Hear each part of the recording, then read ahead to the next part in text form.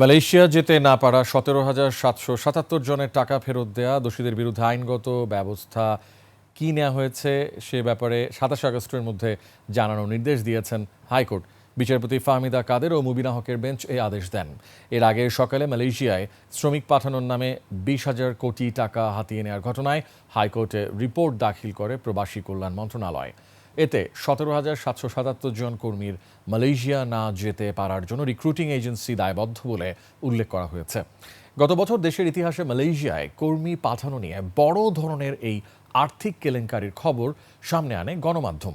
পরে এ বিষয়ে হাইকোর্টে রিট করেন আইনজীবী তানভীর আহমেদ। জেনেক্সে শিফট করো, লাইফকে লিফট করো। যেই সকল বিষয়গুলা নিয়ে যে তাদেরকে পাঠানো, অর্থাৎ সরকার এই রিপোর্টে আরেকটা জিনিস বলছে যে সরকার অলরেডি ইনিশিয়েটিভ নিচ্ছে যে মালয়েশিয়া কিভাবে পাঠানো যায়, অর্থাৎ এই যারা ভুক্তভোগী আছে তো তাদেরকে পাঠিয়েছে কিনা অথবা না পাঠালে তাদের টাকাগুলো ফেরত দিয়েছে কিনা, এবং রিক্রুটিং এজেন্সি যেগুলো দায়বদ্ধ তাদের বিরুদ্ধে কী কী ব্যবস্থা নেয় সুনির্দিষ্টভাবে আগামী 27 আগস্ট রিপোর্ট দিতে বলা হয়েছে।